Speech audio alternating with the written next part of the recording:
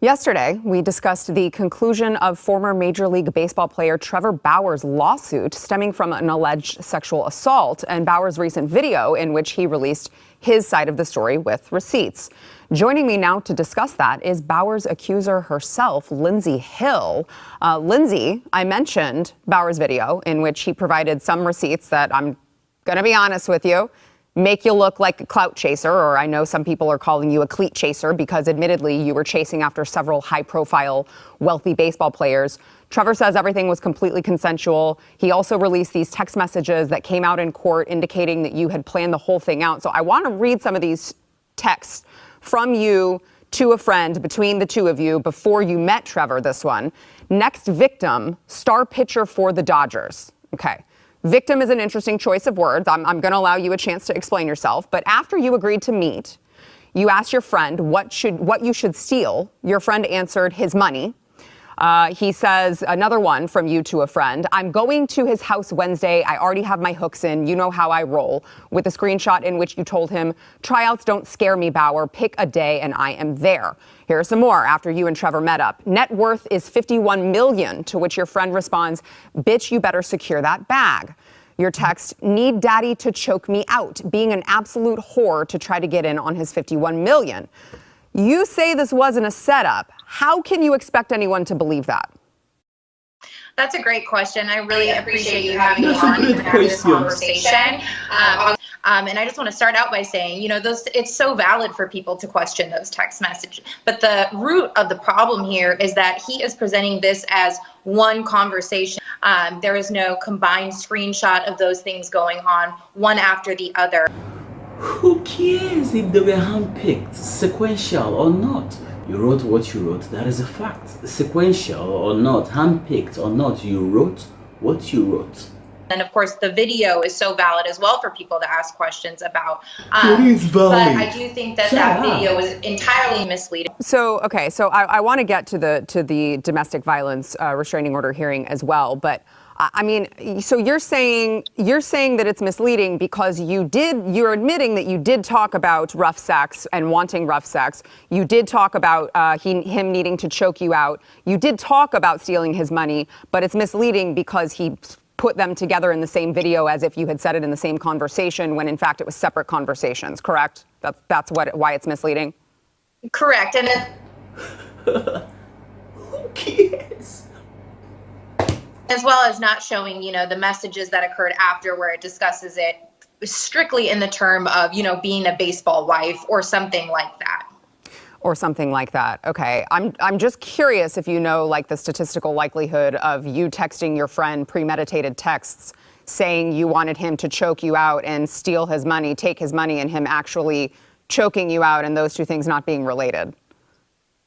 It's a really, really valid question. And like I said, I think it is a very, very valid question. We know, don't say it again. We know it's a valid question, okay? I just feel that they have, nothing to do with what actually took place. But it does cause a lot of questions as to why I was, seeking Trevor out. But at the end of the day, there was nothing about a setup with violence and all of this stuff. And how is that not a setup when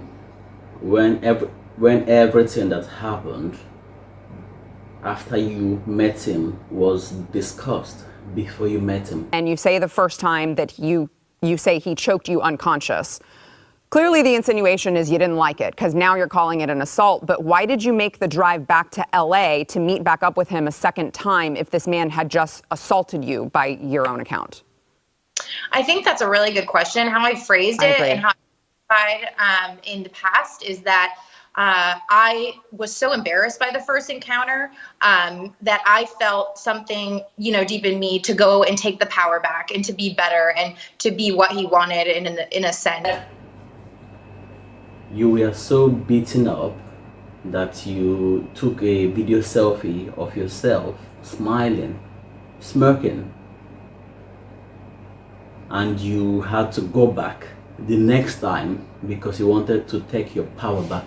That is your PR team talking. That is the dumbest answer I've ever heard. To go take your power back from somebody who sexually assaulted you.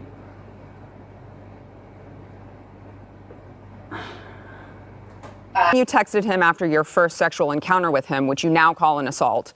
And according to court records, you told him after that sexual encounter that you had, quote, never been more turned on in your life. That's not really something that someone says when they were just assaulted. I think it's a super valid question. Everything you're asking me is a super valid question. I agree. That's why I'm asking him. Totally. And I think that I'm not, that's what expert witnesses are for in court in terms of the psychology behind that in response. With all due respect to Americans, I'm just sick and tired of you guys trying to just make excuses through the psychologist, the psychology of this. Take accountability. I want to play a portion of his video in which he plays I would say, interesting video of you in his bed. Watch.